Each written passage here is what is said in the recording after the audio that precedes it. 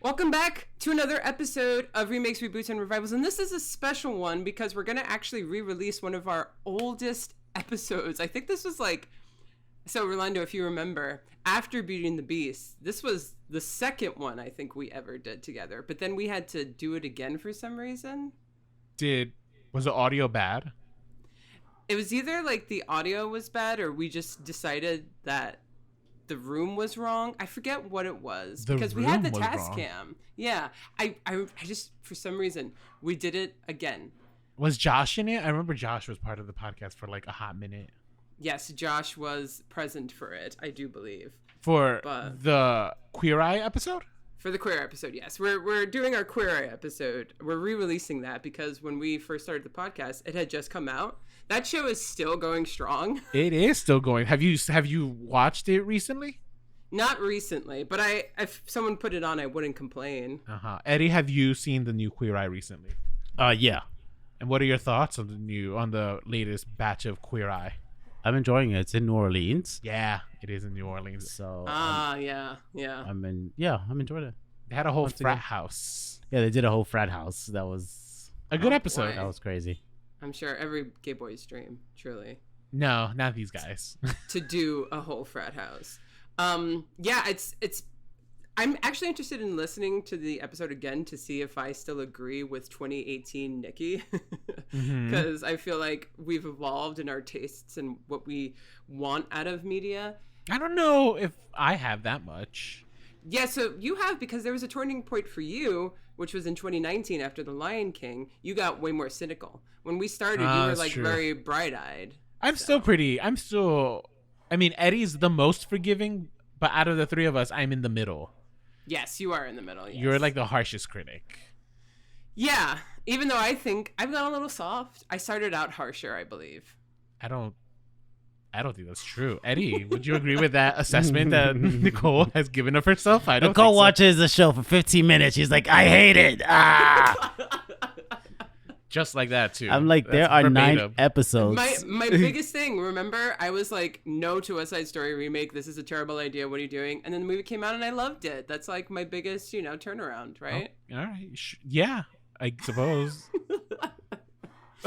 Yeah, let's just keep lying. It took Steven Spielberg to get you to melt that cold heart. It did. Well, yeah, if it's going to be a new one, Spielberg. I would love to hear I wonder if we'll hear from the audience too, and how they gauge how different we were, and just picking up. If you listened to us for a long time, maybe you heard this episode and it's been a while, or maybe you're a new listener and you haven't heard this. So it should be a good time. But before we get into that, we have a couple things we want to talk about. Yeah. So first, Rolando, you got some news. Yeah, I got actual news. Oh, you got news. Let's hear some news. It's not. Yeah, it's like actual movie news. Yeah. Okay. I thought you sounded like it was like personal news. I'm just like, no, as much as I want to hear that you're pregnant, I don't think that's what you're gonna say. No, it is not. Okay, so I'm gonna gauge your reactions based off of these headlines. Number one, the new Leprechaun reboot has picked a director. His name is Felipe Vargas. Okay. And what are your thoughts on the Leprechaun franchise? Are you pro? Are you against it? Eddie, do you partake? I'm personally indifferent. Yeah, I don't really care. Yeah, we're not horror people. Like I'm horror, but I'm not that particular horror. No, because every time a new horror movies get remade more frequently than I think outside of maybe. I was definitely excited for the Halloween franchise. Yeah, that was a reboot.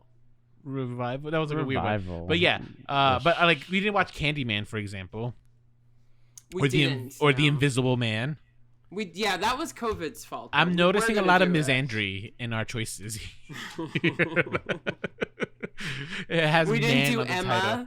Yeah, well. Emma's not a horror franchise. Unless it's a horror to watch Gwyneth Paltrow, I suppose. Burn. Okay, so no one cares about the Leprechaun reboot.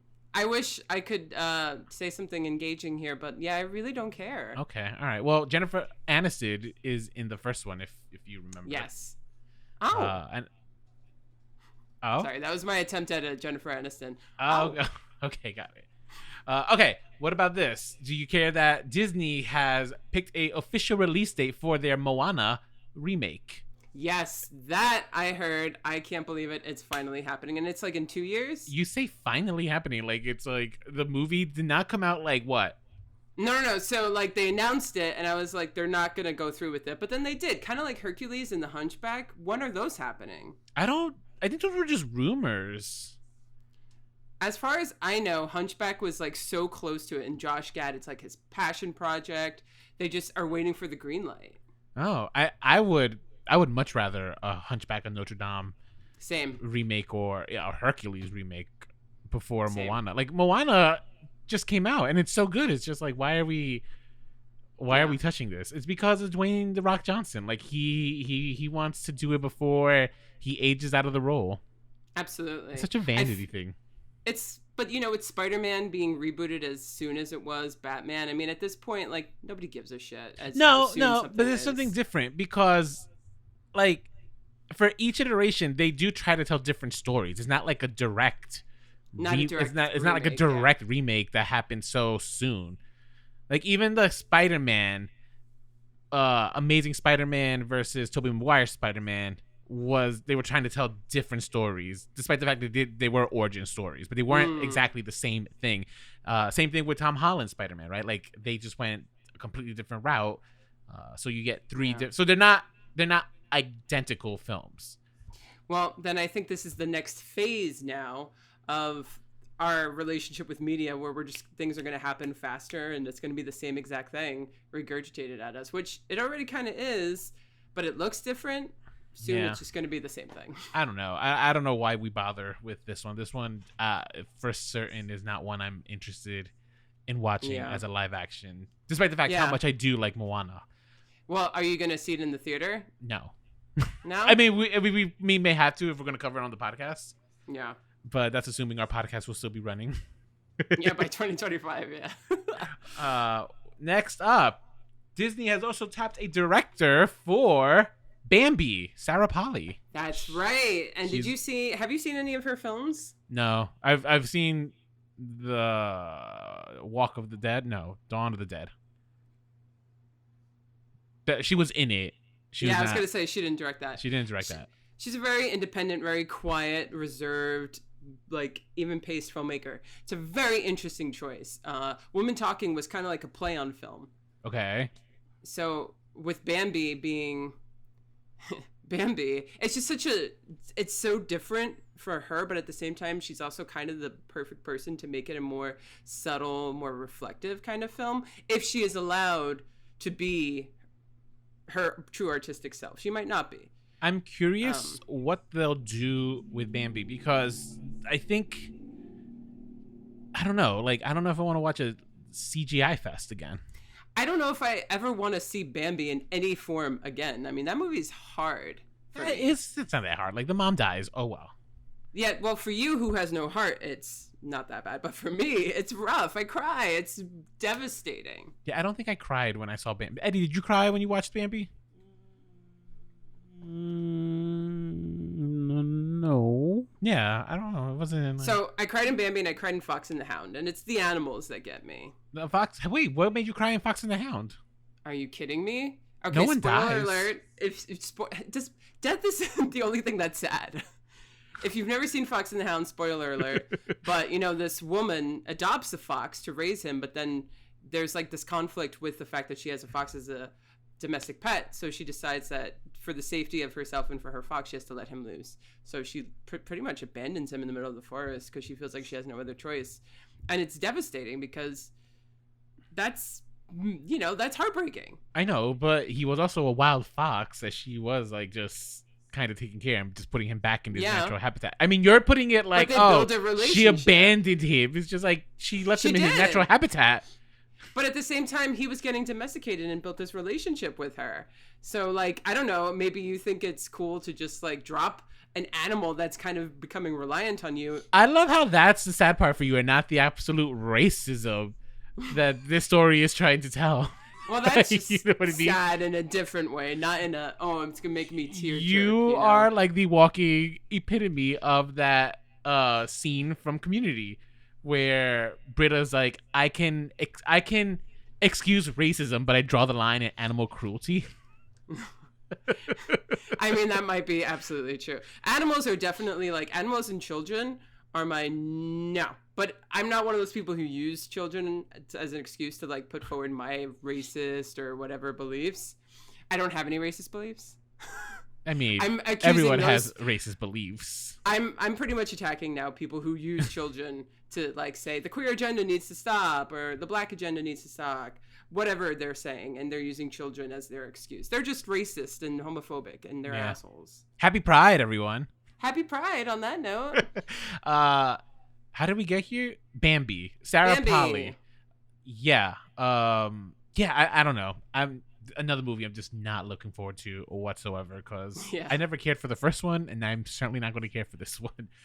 Yeah. But yeah, Bambi. And one last one. Speaking of animals, did you ever watch Wild Kingdom? No. Oh. Eddie, did you ever watch Wild Kingdom? No. Okay, well, Wild Kingdom is an educational TV show that used to air on NBC, and it's getting rebooted. It's been off the air since I think it's been off of NBC since I want to say in the 70s. 88 was when it was last on ABC, and then it eventually got picked up by Animal Planet for a few years in 2011. And now we're getting a new iteration of it. So for all our animal lovers out there, I guess Nicole's not a diehard animal enough lover. I know, right? To care for Wild Kingdom. They're going to take my animal lover card away. I'm so devastated. As they should, to be quite honest. Yeah. So yeah, that's it. That's those are the news updates. Yeah, I mean, considering there's a writer strike, hey, I was able to pull some stuff. There's going to be just so many remakes and reality television show. Yeah, there are. Yeah. So that's it. Anything we want to say before we take it back to the archives? Yes. So if you are listening to this episode, when it goes live, that means that it is June 16th. Oh my God. 16th. Thank you so much. I was literally trying to get on my watch. That means it is June 16th. Tomorrow in Hoboken, New Jersey, at the Hoboken Historical Museum, we will be having a screening of 2 queer documentary films. No. If you were in the area. One is narrative. No, they're both documentary. Oh, they're both documentary? Yes. Oh, I thought you haven't even seen the movie. I haven't seen them yet. I'm going to watch them after this episode so I have our moderation notes ready. So I'm going to take that back. 2 queer documentary films. I'm going to cut that out because that just makes you look bad. No, I am nothing if not honest. 2 queer documentary films. And afterwards, we will be moderating a discussion for it. If you are in the area, come by, have some wine, watch some great films, and come meet us. But if not, don't sweat, because next week we're going to actually release that content as a bonus episode for Pride Month. Yes. You're getting lots of Pride content this year because, I don't know. Because we're gay and we want to. Oh, I thought it was because we want to watch White Men Can't Jump. Also that. But don't worry, we'll be back in July with regular remakes, reboots content when we cover Indiana Jones. How exciting. Yeah. You seem very excited. I don't like Indiana Jones. Yeah. No, I was being sarcastic. Yeah. So, well, without further ado, maybe we'll see you in Hoboken tomorrow. If not, catch that episode next week. And happy Pride. Enjoy one of our earliest episodes. Listen to Baby Nicole and Baby Rolando talk about when Queer Eye first debuted on Netflix. Enjoy. Bye. Nicole. Yeah. What do you remember about 2003? 2003. I just started high school. It was my freshman year of high school, and I just went into the public school system. What about you? Not that much, to be honest. I was junior, I think, in high school. Junior or sophomore. Either way, I think there was a lot of getting high, so not a lot of remembering what was going on. It was a good year. Yeah. But do you remember a show called Queer Eye? Vividly. See, I have no recollection of this show whatsoever because Really? I avoided it. Yeah. Oh, can't wait to get into that. Yeah. So, today we'll be talking about 2003's seminal Queer Eye on Bravo Network, and how it introduced metrosexuality to a whole new generation of men. I think it created the term metrosexuality. Oh, yeah. And we're going to be comparing it to 2018's Queer Eye by Netflix. I'm Rolando. And I'm Nicole. And this is Remakes, Reboots, and Revivals, an original podcast about unoriginality. I just totally zoned out. Oh my god.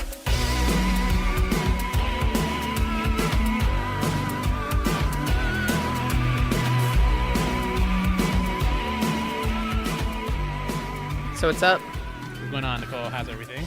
I'm pretty good. Just chilling in my living room. Mm-hmm. I'm here with you. We are in the same room. How's the wine, by the way? I haven't had it yet. Oh, okay. Do you like it, Josh? It's good. It's good? Okay, sweet. I got it for Josh. He likes cabs. We're really excited about this episode, and joining us again is Joshy. Say hi. Hi. Hello again. All right, so I'm excited for today. Yeah, me too. We are going to be discussing a important gay TV show. Yes. I think it's important. I don't know. How do you feel? I think it's pretty monumental. Monumental. Yeah, I mean, regardless of how anybody would feel about it, its impact has, it's had a big impact. So it's undeniable at this point.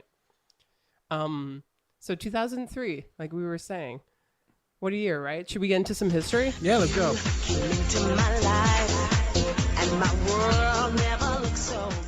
So this is a show that was developed by two men, David Collins and Michael Williams. They pitched it to the Bravo Network in 2002, and they just wanted to create a show that accurately and positively reflected the gay community. We can't remember it now, but we were both in high school. I mean, were there openly gay kids in high school? There was actually an openly cross-dresser in high school. That's you were in a press. Now we're from the outer cities of New York City, so I'm sure it's really progressive. But even in my school, a lot of the kids when we knew I'm gay and you're totally gay did not feel comfortable coming out. No, yeah, that was definitely true. There might have been a transgender in the totally progressive and a hero for their time period, but not the way I saw it. Just oh, why are you throwing yourself in the spotlight like that, man? No, thank you. A totally different time. Kids are really lucky now actually to be able to find themselves and to have a culture that supports them. But 15 years ago, it was not okay to be gay essentially. So he had the idea of just 5 men coming in and having a positive impact on a straight man's life who needed a makeover. And that's what it is. It's a makeover show. This show debuted in 2003, and it was just immensely a breakthrough hit. It put Bravo on the map, and it ran for 5 seasons before it got canceled, I think, in 2007. And it even had a spin-off show that we're not going to really focus on, but it did have a spin-off show called Queer Eye for the Straight Girl. And where 3 gay guys and a lesbian try and do the same thing for a straight girl. And for some reason that didn't really catch on probably because it had a woman in it. Yeah, but the lesbian just brought all that energy down. The world was not ready for women things. Was she butch or was she a lipstick lesbian? I think she, lesbians come in all shapes and sizes. Okay. True. I might be one of the more androgynous, butchy ones, but we all look differently. And I think she was kind of in between. Was she? Yeah. I feel for some reason, I just feel in 2000, whatever it was, the early aughts, it would have been someone a hot lesbian. So the show concerns 5 guys, and they come in and they do a makeover of man's life in what seems like a couple of days, but it's probably realistically a week or 2. And I think, actually, production-wise, I think it usually was about a week of production.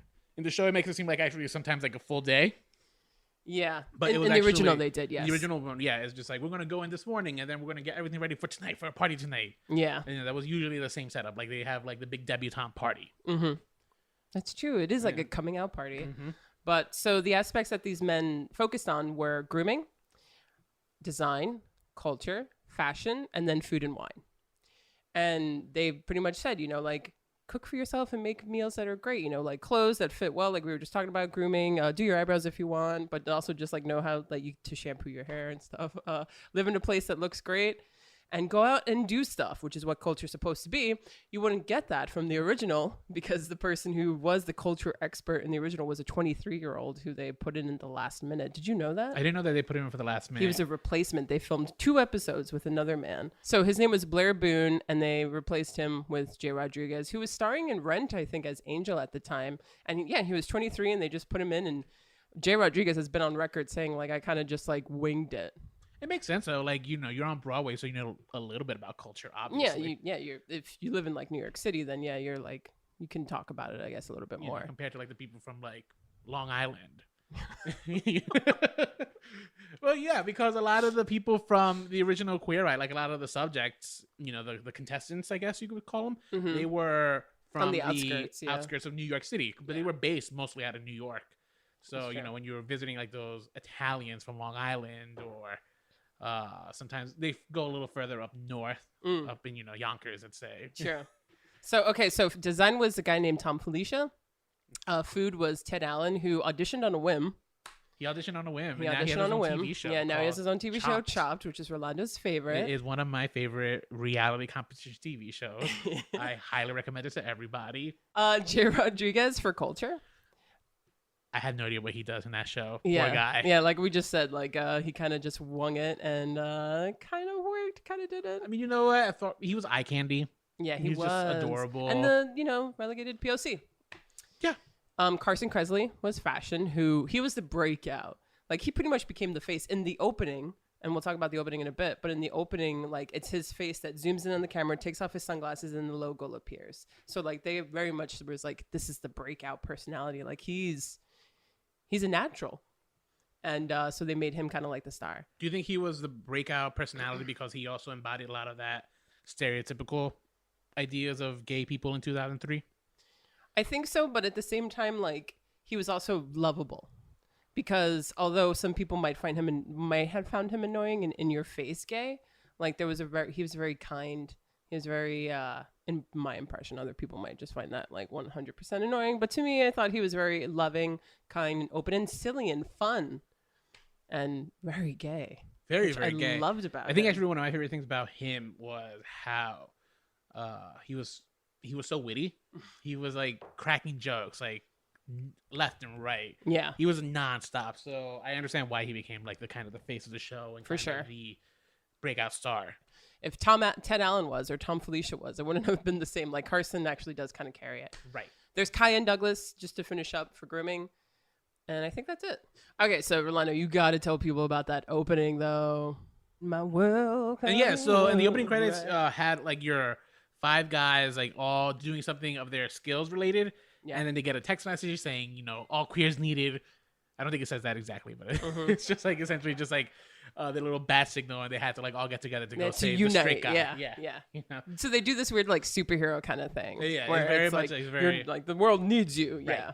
And I love that though, because it kind of like has this like, you are kind of like the people who can save us right now. There is kind of like this hero come in and save the day aspect to it, which I really like, and it's really kitschy. Kyan especially uses his blow dryer as a gun. Yep. And he like does a whip around like a Western cowboy would with his gun, and he like points it. Has his spatula. Yeah. I don't remember what Jay. Oh, Jay. I think Jay was just with his sunglasses, right? Poor Jay.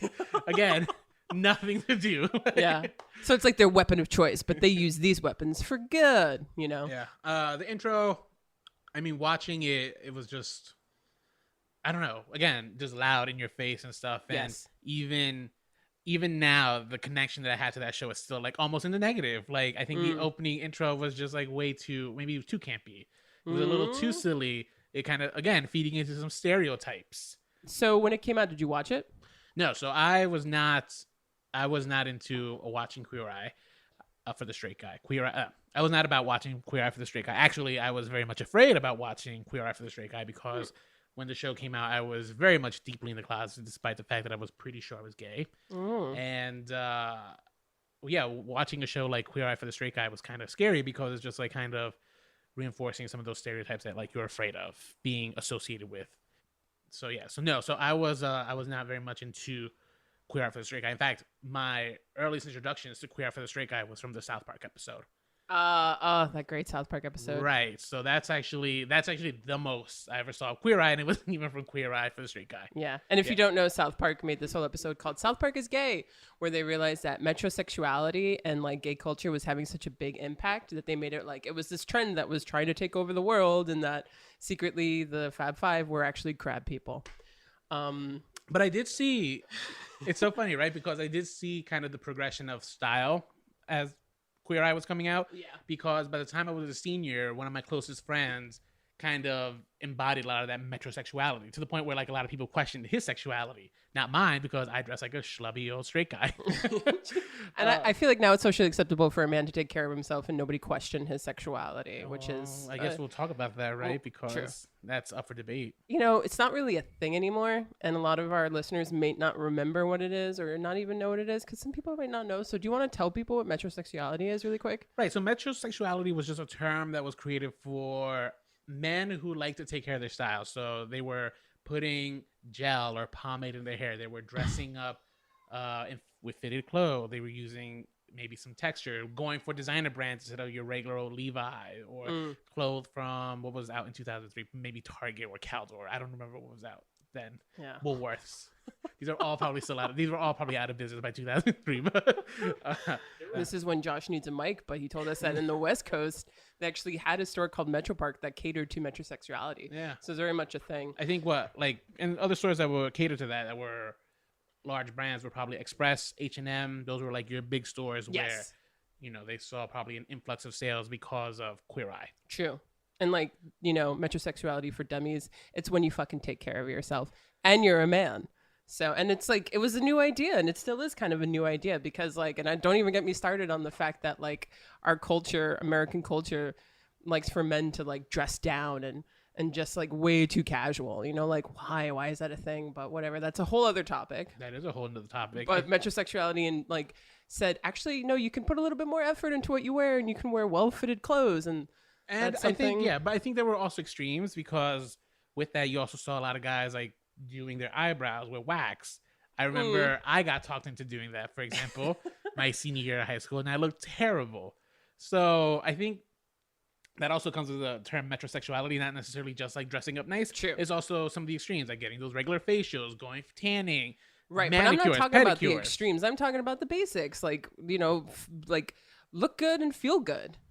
Yeah, I mean, you know, because like anybody who like, if you're used to just kind of dressing down, I'm sorry to interrupt you, but anybody who like dresses down and then you look at yourself in the mirror and something that fits well and looks great on you, you feel amazing.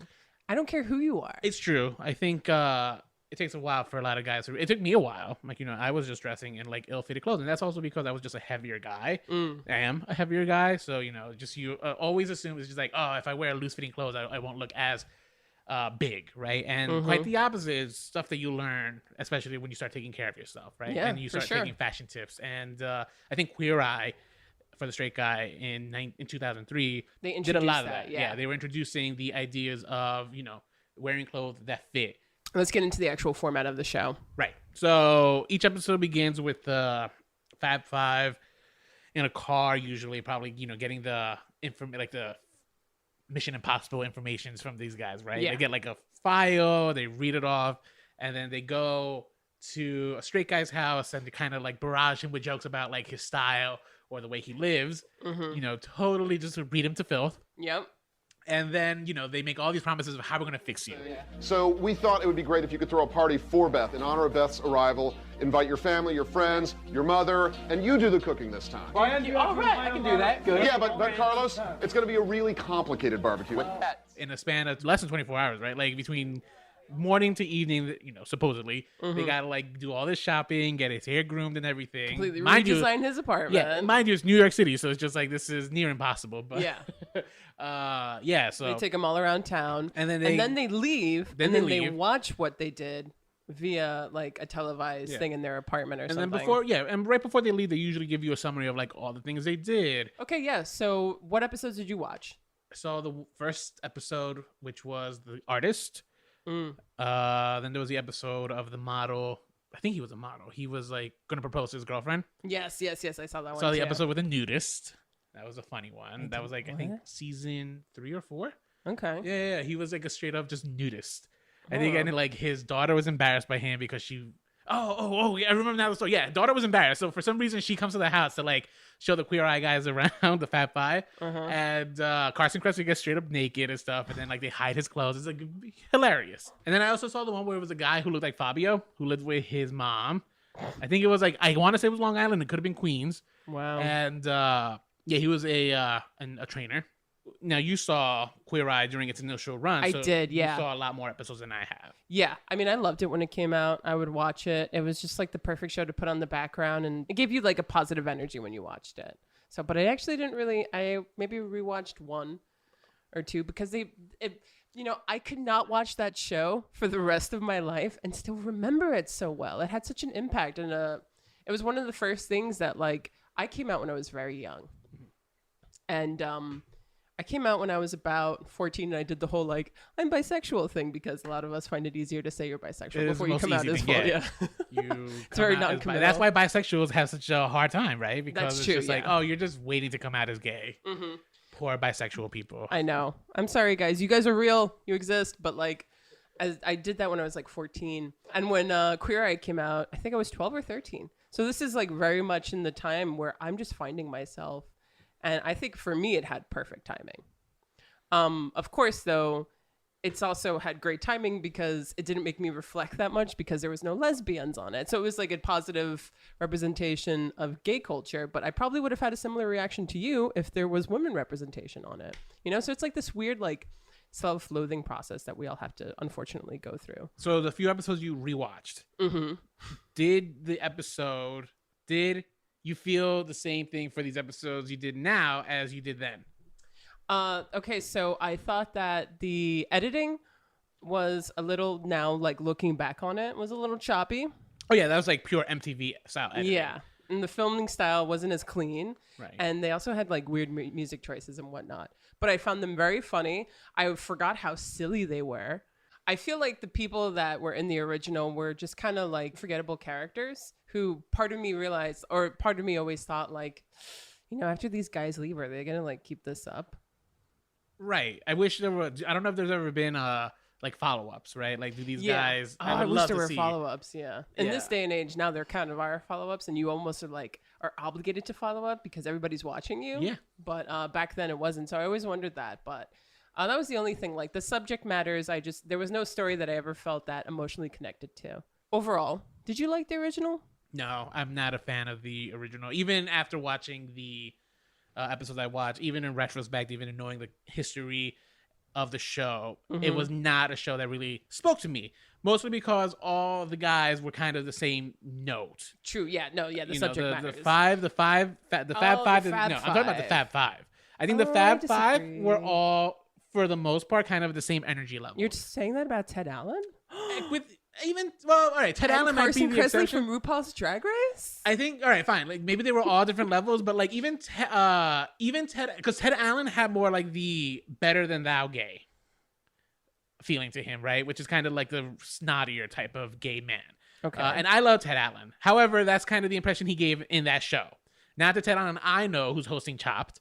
This is a different Ted Allen. And then Cayenne and Jay, like they all just had the same amount of energy to me. It felt like. Wait a minute, is this 16-year-old Rolando saying it, or is this 45-year-old Rolando saying it? This is 45. This is 31-year-old Rolando saying this. The show just doesn't speak to me. It just what's it called? You know, I'm not even going to get into the whole fact about how dated the fashion advice is because, like, of course it's going to change. True. Right. Same thing with like the style and the design elements of the show that they bring in. It's just like the guys themselves. As much as I love Carson now on RuPaul's Drag Race, the Carson from then still doesn't necessarily speak to me. Okay. I would say overall that I appreciate it. I do have issues with it, but I appreciate it from like 14-year-old Nikki to 29-year-old Nikki because I love products of their generation. This is something that was very unique to when it first debuted. And even though they're redoing it now, it's a completely different show. And what worked for the original can only work for the original, as just like what works for the one that's happening now can only work for the one that's happening now. So in that level, it's also good. Would I rewatch it late at night? Probably not. Right. You know, but I mean, doesn't that say something about it? No. No, you don't think like rewatchability? Because I could. Okay, so like, The Conversation by Francis Ford Coppola is a beautiful movie, but I don't think I want to watch it again. Is that the one with Gene Hackman recording audio? Oh God, yeah, I could never watch that one again. But it's a brilliant movie. Watch it I'm once. so Yeah, glad agreed. it exists. Can't watch it again, like, and that's the thing. There's Fine. a difference between something that's good, something that you like, and then something that's rewatchable. Something could be terrible, and you want to watch it all the time. Grease 2, baby. For me, it's White Chicks or Scary Movie. I love scary movies. Scary Movie's Scary so Movie good, 1 right? and 3 are the best. Oh, I think for me 1 and 2. Once the Wayne's left, sorry guys, we're late. I like Scary Movie 3, but okay. So I guess let's get into the remake.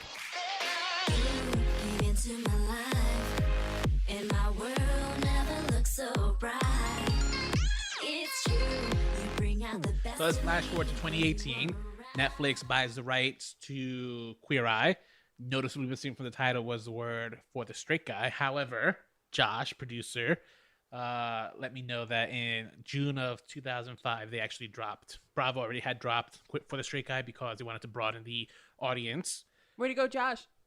And, in terms of the creative team, they had Collins from the original. I think he was integral to the casting because he went to the actual original cast to help him pick out the new cast members. So, let's talk a little bit about some of these cast members, right? You got Jonathan in grooming, Bobby in design, Karamo in culture, Tan in fashion, and Anthony in food and wine. So let's talk a little bit let's start off with Jonathan right off the bat. Okay. Jonathan is probably the equivalent of Carson Kressley for this reboot. He's loud, in your face. Is he? Isn't he? You would say he's not? Out of the entire Fab Five that we have. We have to define loud, though. Like, to me, yes, like... Right, he's physically loud. Like, he's the one that doesn't shut up is definitely the one He's the one who doesn't shut up, but he's also for sure the more androgynous one. Yes, he right? is androgynous. What's it called? His lexicon, the way he speaks and carries himself, is much more effeminate. Yeah, it's just very part of the gay culture. He quotes like RuPaul's Drag Race. He uses terms that like gay people use on a daily basis, but I wouldn't say straight culture is very familiar with. Maybe the cool straight people, but nah. Maybe, yeah. All the cool kids on Tumblr and stuff know True. exactly what he's referencing.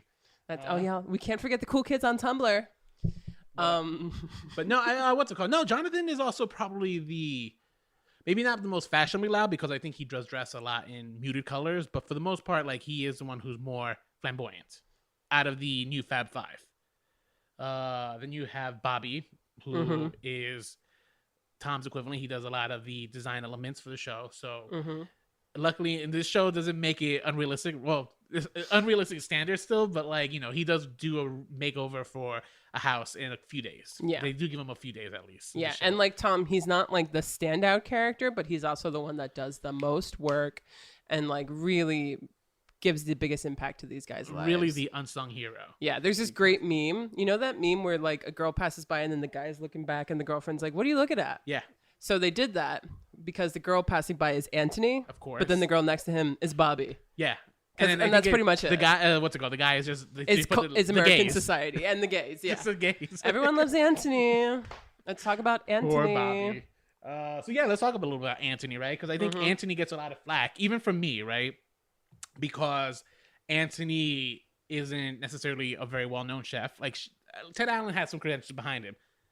Anthony has a lot less credentials behind him, right? However, he was actually chosen by Ted Allen himself because the reason being that Ted Allen thinks Anthony would do a good job of at least teaching normal people basic things of what you should be doing in the kitchen, not how to necessarily make like a 5-course meal. It's more about learning some of the basics. Like how to get the pit out of the avocado. Sometimes though, Anthony, they think is a hit or miss because yes, like sometimes he's really smart. Yeah, teach them how to make guacamole. Everyone should know how to make guacamole. But don't teach the freaking cop how to make that weird salad you taught him. Like, he's never going to make that. Oh, it sounds like a good salad. It's easy. It's a great salad. What? It was peach and avocado, right? I think and then like some salad. little vinaigrette on top. Delicious, not easy for the to family. make. Not He did teach someone how to make pasta, and I thought that was like a lot. I thought that was a lot. It's just like that's a lot to ask for a straight guy to make some homemade pasta. Make pasta from scratch. Yeah, from scratch. Yeah, and of course the guy gave up and did not make it from scratch. Poor guy. Yeah. He was. Well. Then you got Karamo, who would be Jay's Culture. equivalent. Yeah, and who's better at the role. Even though it's really hard to define what is culture, and sometimes Karamo's like, I don't really know what to do for you, but he actually does a way better job at it. Yeah, I think Karamo does a lot of Jay like does. teaching how to do some swag, how to maybe necessarily talk to people, how to like present yourself. I think Karamo's really good at learning how to broaden your horizons. Right. Oh, that's a what's good way good. of putting it for sure. Yeah, Like yeah, go yeah. out, go to theater, go to a karate class, socialize with the other parents. It's really as simple as that. How Get to, out like, more. Open up. Yeah.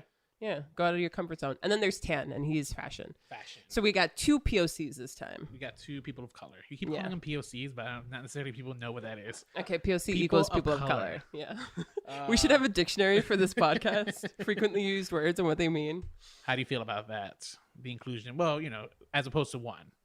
I mean, we're in a culture right now where it's all about representation. I think they could have actually, like, in a perfect world, if I was David Collins, I would have been like 1 white guy, 1 Spanish guy, 1 Asian guy, 1 black guy, 1 Indian, Pakistani guy. That would have been. I think that would have been too staged. East Asian. That would have felt like that would have. Yeah, that would have felt too. So including 3 white guys is like more like, wait a minute though. No, like, no. I think like including like one of like a rainbow of like all the people of the world. Yeah. Is Well, much rainbow would be more- appropriate. much. That would be much more unrealistic than like having a black. Yes, you had 2 black guys. For all I care. It's So just, for- yes, I agree with you in the perception of that, but then it makes me really sad where it's like we can only do as progressive as we can get is only 2 people of color this I'm not time saying this around. is- well, It's the you're right, perception should of be it more. though. Like It's if just- so, it's like a weird. It should be that where it's like it's not just 3 white people and then 2 people of color. The ratio's off again. So I think Jay Rodriguez was kind of an unassuming kind of. Yeah, he was Hispanic, but he was like Hispanic light. Mm-hmm. Karamo is black, Yeah. and Tan is not. Tan, I think, is much more important, probably because he's Middle Eastern. And as I come to learn, actually, in production, he's experienced a lot of racism. He did, from yeah. these guys in Georgia, which is where the show From the is taking heroes, place. and this Yeah. time around they call them heroes, Is right? that what they're called, heroes? Yeah. Oh, So he terrible said word. that 2 heroes asked him if he was a terrorist, and that he walked away. He almost walked away from the show twice. Right, yeah. As a result, so And I'm really upset because in the first season, they addressed the fact that Cramo was changing the life of a police officer. Right. So they addressed the issues of Black Lives Matter. right. They addressed nothing about Tan, and he's the one who experienced direct racism. And it's a shame. You don't really realize that that's going to happen, and I'm sure they didn't figure that. And like, you think that people nowadays are over the idea that like people in the Middle East are terrorists, but I guess not. No, and I think it's that would have been a harder thing to kind of like turn a person around in like an hour, right? That would have been more of a harder sell to make these heroes like more likable after having a racist moment like that. Even if Tan is going out of his way to kind of make it a teachable moment, sure. But I don't necessarily think it would have had the same. I don't know necessarily how audience members would have been open to that idea, like especially a more progressive audience, right? It's just like you see someone doing something racist right there and there. Not necessarily. Do you really have an hour to make up for that? With at least Karamo's, as staged as it was, because it was staged. I had to assume by the producers. Yeah. For obvious reasons, right? Because it was a friend of the cop who comes to reveal. It's just like, I got you. Like, we're gonna make over my friend. Well, the big staged moment was in the beginning, though. Yeah, you're right. It was like, the cop's friend. It wasn't the cop who was being made over. It was his friend who pulled over Karamo as he was driving. Yeah. But actually, interestingly enough, that was actually one of the other moments that Tan almost quit the show. Tan almost quit. Tan almost quit after that because the actual cast didn't know about it. Oh, So and they were they like, were this is unfair. like yeah. everyone, not just that, but everyone was just you're on the edge of your seat. You have a black man driving. Like anything could happen in Georgia, especially. Let's be That's quite true. honest here. Yeah. So the moment itself was real, as staged as it was. However, I think it's just it was an easier conversation to necessarily have with a white cop and a black man because those two necessarily weren't involved in those moments, right? Like the cop wasn't the one who pulled over Karamo in that scene. It was his friend, but it was enough for them to have a dialogue. I feel like if Tan Tan experienced racism, right? Tan experienced racism, but if he was to have that conversation with the white guy, I don't know necessarily how producers could have made that fit into an hour-long episode. You know what I mean? That's a much longer conversation to have, I think. Okay. So I can forgive the producers for not wanting to include that. Yeah. But no, I think the inclusion of Tan was good because on top of that, he's such a nice. He just seems so genuinely nice, And I think a lot of his fashion advice is like so trendy. And well, it's also, yes, it's very trendy, but it's appropriate for the subject matters that he does it for. So Yeah, like he doesn't try and change them. Right. Which is good. I think you can make the argument for most of the entire cast here, where they don't really put these guys outside of their comfort zones. Yeah. It's more like we work with them. So when you're watching the new Queer Eye, what were your initial reactions to at least hearing that there was going to be a reboot of this show? I had no idea it existed until you told me about it, honestly. And then I was like, really? Why? And then I watched it and I got it. But of course, in general, I'm just like always doubtful as to why people are remaking things. But then again, you know, in 2018, this is one thing that it's just like, I could see why. Okay. Why could you see? Like, what made you? Because, I mean, we were talking about it earlier too. Like, when we were in high school as opposed to kids who are currently in high school, it was a really hard time to be gay, and like representation of gay people is better now. Yes. And it's, you know, we're out there more. Right. And we kind of need a show like this because actually, even though representation's out there and boundaries have been broken in television and movies, there's still not a lot Of gay representation on TV. Yeah. Yeah. and not positive ones like this. So Right. I would agree with you there, right? The original show was fighting for tolerance. Our fight is for acceptance. My goal is to figure out how we're similar as opposed to how different we are. We all got to come together in a way where we can understand each other. Guys, where are we going? Georgia. what episodes did you like? Let me think. So I think the very first episode was one of my favorite episodes, right? You Can't Fix Ugly. Yeah, that was a great episode. Yeah, you have the guy who is divorced. I think he actually was his second divorce. Yeah. And I think it was his daughter who asked for the Fab Five to come in and remake him. And of course, like, he is clearly so self-aware of like what he looks like, right? That's why he, you know, the episode comes from what he says to Jonathan. It's like, you can't fix ugly. Yeah. And they go out of their way to like help him see who he is. Like, he's just like this ball of energy and stuff. He's so positive. Mm-hmm. And they help him like realize that, and it was so nice. And I think, you know, they have that nice little ending where like he gets possibly back together with his ex-wife, who he's still like clearly in love with. Right off the bat, you kind of know what the show's about because like they have that moment where they're all just crying together. Yes. You know. Yes. Another one of my I was just gonna say, I don't know if we address this, but this one takes place in Atlanta, the first 2 seasons. I think in the next one they're gonna go to Kansas City. Yeah, Missouri. So they're like traveling all around America too. Right.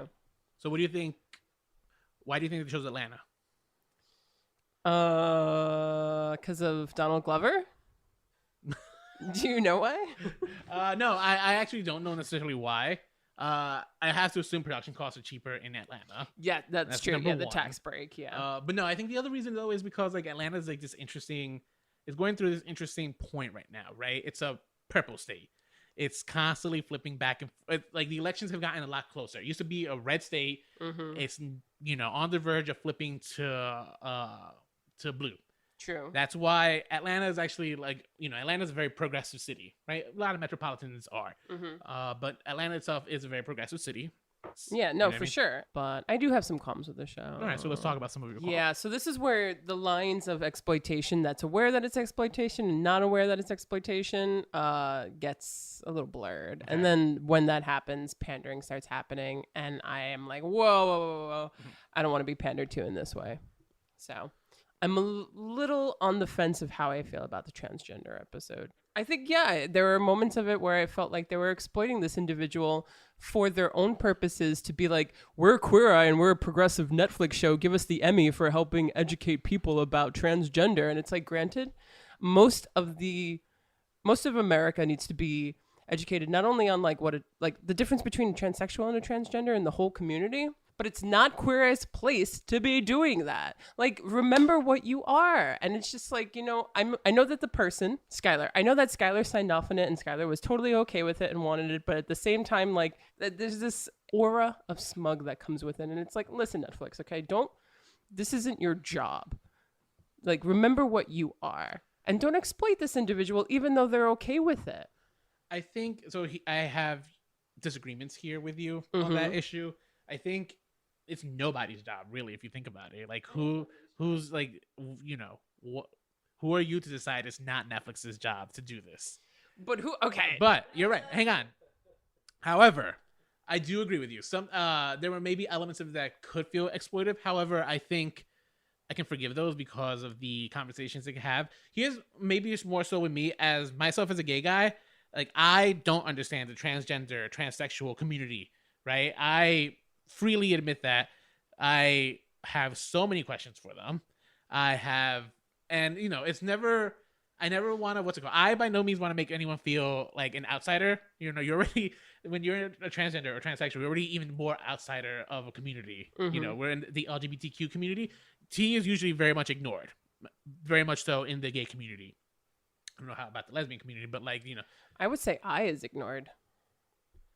the LGBTQ, intersex? Intersex, yeah. Is I it- mean, it's a real thing in other countries, but it's not in ours. And we even said bisexuals get the shit end of the stick. Look, we all get the shit end of the stick, but it's like, and like, yeah, we all could like try and understand each other more. Like, do you know what it's like to be a lesbian in this world? Probably not. No, I feel like the people who get the most praise are gay men, and the people who the ones that we understand the most are gay men, white gay men. white gay men White gay especially. men, Yeah. yeah. But and I guess just to rebuttal off of like, Well, I wasn't finished with my rebuttal. fine, go for hang it. on. No. I think what's it called? I know, for example, I think one of the nice things that I know could feel exploitive was like when they showed Sky's surgery of, you know, as they removed her breasts. Yeah, it was like a really weird moment because it's just like, what the hell is going on? However, there was like kind of this, I think the focus of, in terms of the Fab Five, the real focus on it happened to be Tan because he, at least I can relate to him in this sense, was just like, he has a lot of questions about this, right? And he was able to have a conversation with Sky that, sure, like it might have felt forced or it might have felt like, you know, Netflix, who are you to tell me how I should like be thinking about these issues? However, it's a conversation that kind of is nice to hear because like you so rarely get a chance to see it.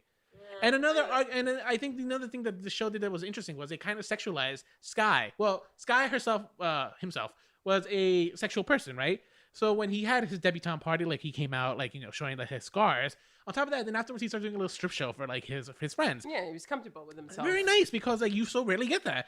Like, See, you know, that I didn't have a problem with. I loved that. I love that they ended that because you could also see the expression on the Fab Five's faces. They were also like kind of taken aback by it. And here's someone who's so comfortable in their skin and like, this is who I am now and is celebrating it. It's the beginning that I had a problem with. Just like I had a problem with the guy who was filmed coming out to his stepmother. And like, granted, I don't know if we should be concerned about her, but like she probably couldn't have a real reaction because she had 5 cameras on her. right, as we talked about, like the mom, the lady who got engaged on the original Queer Eye for the Straight Guy. And those are the moments where it's like exploitative.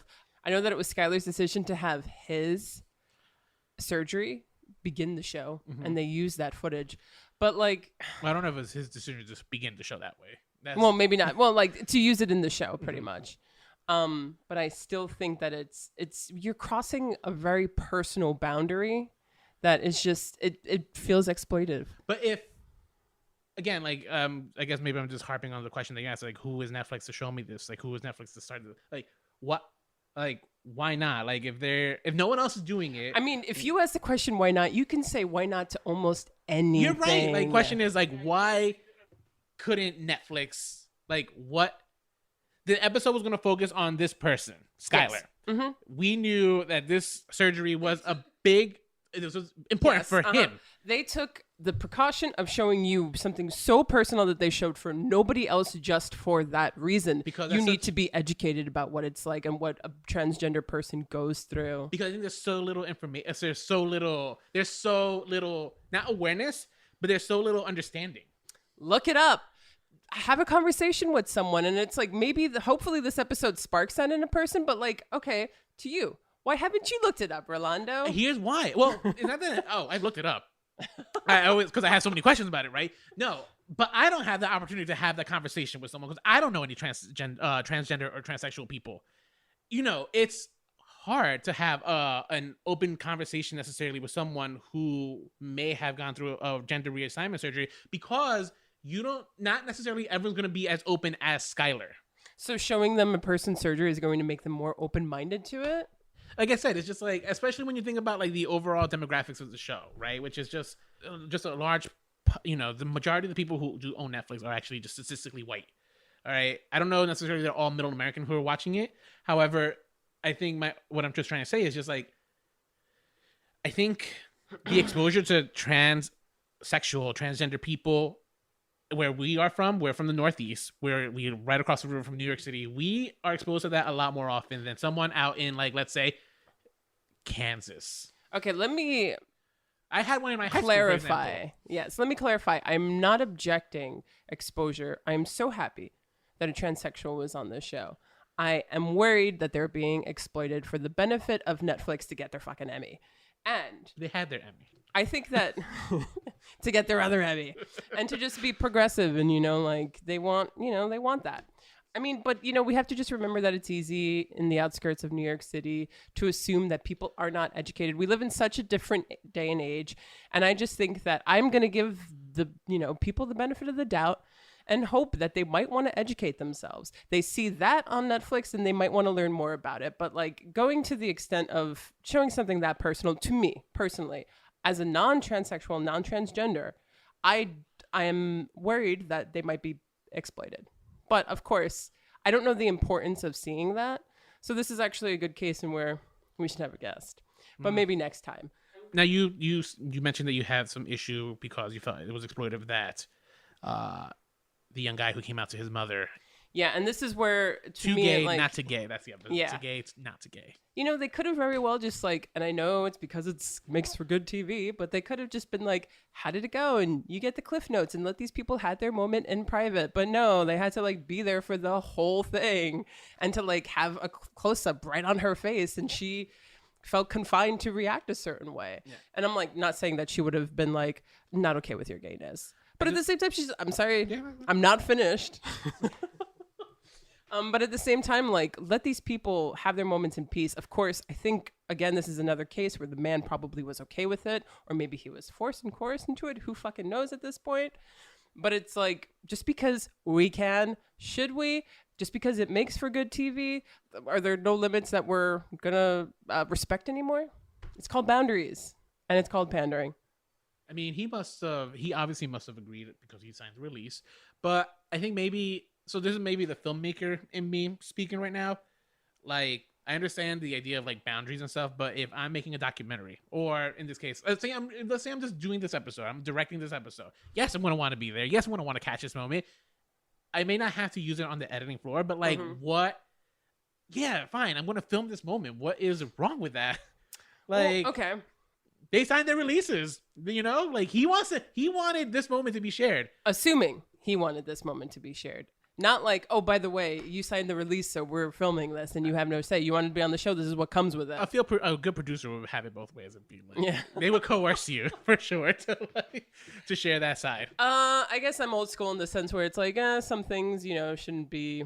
I agree with you. Some things should be private and stuff, but at the same time, it's just like, again, if you don't, I had to have that weird. I had to come out to my mom, for example, right? Mm-hmm. It was, and I came out to the world before I came out to my mom. There were like lots of years apart. Are we gonna share our coming out stories this episode? Well, I'm not gonna necessarily share the full story. I'm just saying it's just like, I think, maybe if I had seen someone actually do it, I would have had more foresight into the kind of things I would have told my mom, for example. Because I think he handled it kind of like, he read a letter, right? I think he read a letter that he was going to read to his dad, and they had like a whole dead father. It was really nice. It got me. I even cried when I watched it, but I was just like, at the end of it, I was like, thinking back, I was like, should I have watched that? And a big qualm that I have is that this season of Queer Eye, their logo on Netflix is a tissue box with their faces over it. And I'm like, oh, you motherfucker. You realize that people had a natural response to the show where they felt emotional. A lot of people opened up and said, I cried. It was so emotional. And now you're pandering to that. And you're going to be like, hey, guess what, guys? This season's even sadder. So get your tissue box. It's like, are you kidding me? I mean, that's called good marketing. I actually didn't realize it was a tissue box until after the fact. And also, I just want to make the argument that you don't know necessarily that the people are crying in these episodes. Good marketing equals exploitive. And that might just be that seems like the definition of it. I don't know. I mean, like they realized like after season 1 that like, yeah, sure, people were crying and stuff. Like that's going to be. So let's amp it up. But here's the reason why I think it was important though. Because you can look at it both ways, right? Not necessarily the tissue boxes are for the audiences, but like I think a lot of the straight men that were on this show, they cried, right? And I think that was important for the show because one of the few things you see, even in today's media, is straight men opening up. Period. True. Right? I think seeing them on camera crying. No, they wanted to especially even with redefine gay men, right? yeah, It's yeah. just like, what's it called? That is breaking down some toxic masculinity that we're like trying to combat. Oh no, in this day yeah, and for age. sure. I So mean, I don't know. Sure, like it's a little too on the nose, the whole tissue box thing. But you know what? That's what the show is kind of setting out to do. And I think actually Collins, he was actually very vocal about the fact that like this is going to be the focus of this series, this Netflix show. yeah, The the trying to definition have of guys man opening up, right. has changed, and we want to see that men are now capable of being vulnerable, and that they're opening up and all this stuff. So yeah, I did read that, and that is very prominent. But still, that's separate. Let me find that out by myself. Don't tell me how to feel, okay? Netflix. I don't like being told what to feel. And granted, that's what movie music does. That's what posters do. That's what everything does. It's not that on the nose. And if you're going to exploit to me, then like at least make it fun. Like if I'm going to watch Attack of the 50-Foot Woman and I know exactly what that's about, like at least make it seem like I'm going to have some fun instead of cry. Don't tell me I'm going to cry. I mean, maybe some people want to cry. I don't know. Some Now I'm people just going wanna in cry. circles. But overall, I will say, I really like the reboot. Good. I'm glad. I actually, We like it. I guess, so we both like it. So my question for you would be, so let's do a quick lightning round of comparisons. We're going to pick our favorite from the original to the remake. Lightning round. Are you ready for the lightning round? I'm ready. All right, I'm gonna ask you who is your favorite of the two, compared to the original or the remake. In terms of grooming, Cayenne versus Jonathan. Jonathan For me too. Yeah, agreed. In terms of design, Tom versus Bobby. Ooh, that's tough. I might say Bobby. Yeah, I agree, Bobby. Tom had a lot less space to work with. It was New York City. Yeah, that's true. He just had to move an ottoman. Here And and you there. know, we live in 2018. Bobby has such a contemporary style, so we're like drawn to his style. Bobby had to like rebuild houses. Yeah, Bobby. Yeah, he had to do a lot. Poor guy, Let's he had go to do so culture. much. Jay versus Karamo. I mean, come on, Cramo. Karamo. Agreed. Yeah, Karamo Yeah. had way more to tell these people. I feel bad for Jay. Mm-hmm. Again, another hottie to look at, but that's about it. Fashion. Carson versus Tan. Oh, this is so tough.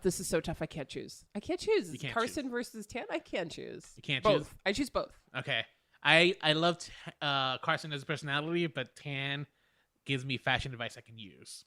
And the last one, food and wine. Ted versus Anthony. Ted. I'm gonna go with Ted too. Ted kind of teaches you a little something there. Yeah. Anthony, you're still hot. Sorry. You're gorgeous. Love you. I take Ted. All right, Nicole. So I guess the final question of the night: do you think this was a necessary reboot? I do. Actually, I do. I think the show is appropriate for the time and age we live in. And although they might be exploiting and pandering in some moments, they're showing equal representation. They're addressing things that are very now, and they're redefining the way we look at men, and that's important. And these are things that are needed, and they're going to just help progress our society in terms of the way we think. And that's what I think. What about you? Yeah, I agree with you. I think this 2018 version of Queer Eye is, I think, important for a lot of audiences, especially maybe some closed-minded ones. Like if they just happen to stumble upon this show, see what the hype is about. They'll see it's just like, you know what? Maybe the experience of some gay people is not that different from mine. Like, I think we all kind of have that feeling of like being outsiders at one point or another in our lives. And Yeah. I think they do such a good job of kind of like capturing that and kind of making. So I think one of the best things the show does is they don't necessarily they don't focus necessarily on their queerness, on being gay. They focus more so on different elements of life to just start conversations. Yeah, no, for sure. And I think that's something that we need. So yeah, so It's if about being your best self. Right. It's about being your best thick Rihanna. Yeah. And living for it. I don't know. Do we have any news this week or? Let's get some news. That's our news wire song. All right, Josh. Well, in this week's news, if you've heard, Top Gun is making a comeback, and yes, that also includes Tom Cruise. So, entitled Top Gun Maverick is an upcoming, this is from Wikipedia, American military action drama which is a mouthful. Directed by Joseph Kosinski. It's a sequel to the original Top Gun, which came out in 1986. It's intended to be released in 2019. Actually, that's sooner than I thought it was going to be. July 12th, 2019. And they're casting right now, right? They're currently casting, That's although there's no way they're going to have that up. the current cast, it looks like most of the main stars from the original are coming back. Tom Cruise, obviously, Val Kilmer, and then also Miles Teller, who's going to play Maverick's protege. You know, Tom Cruise, he did Mission Impossible Fallout, like, was the top movie this past week. No, I'm not denying Tom Cruise's star power here. I just think it's just like, is this a revival that we need? And I know this is a sequel, but I think we would definitely I would classify this as a revival. What do you think, Nicole? Rolando, ask me again my opinions on this revival. What are your opinions on this revival? God damn it, really? No, we don't need this. I'm telling you, you know how we always ask, do we need this? I'm telling you right now, we do not need this. What if it's so good when you see it? Like, what if it's going to be like the best piece? What if it rocks my world? Yeah, what if it's like the best Tom Cruise movie since Jerry Speed? Maguire. Speed? Oh my God, that was Keanu That Reeves. was Keanu Reeves. Oh, this classic Rolando. Jerry I love Maguire. it. Yeah, since Jerry Maguire. I'll give it a shot if I have to. You may have to for the podcast. But like, for if the love of the podcast. that means I'm gonna have to watch Top Gun again, and that's just that's not something I want to do like ever. You want to hear something embarrassing about me? I've never seen Top Gun. That's not embarrassing. I'm Oh, actually good. so happy for you. I do know the song. What's it called? Highway to the Danger Zone. Flying. It's such a good to song. the only good thing that come out of Top Gun. There's like okay things about it. I'm being really hard on the film. I actually kind of hate it. But the soundtrack is fantastic. You know what else is from that? Take My Breath Away. Oh, right. And that one was remade by Jessica Simpson. Oh, let's talk about that in the next episode. I do have a question though. Do you think they're going to explore the latent homosexuality of these characters? Absolutely not. They should. They should. They should. I know it's yeah. It's going to be out in 2019 supposedly, so we'll see. Oh, that'd be great actually. If you know what, I'm actually now I'm excited. Yeah. Oh my God, Top Gun Maverick. So the title is actually pretty fucking gay. So. It's really gay. Oh my God, exploring his sexuality with his new protege, Miles Teller. I'm for it. Oh yeah, you think it's gonna be like a sexy like daddy son type of thing? Yeah, exactly. I think that's a good place to end it. Yeah, I think so too. So guys, what do you guys think about our opinions on Queer Eye for the Straight Guy and Queer Eye? Agreed, disagreed? Let us know. Until next time, Stay unoriginal.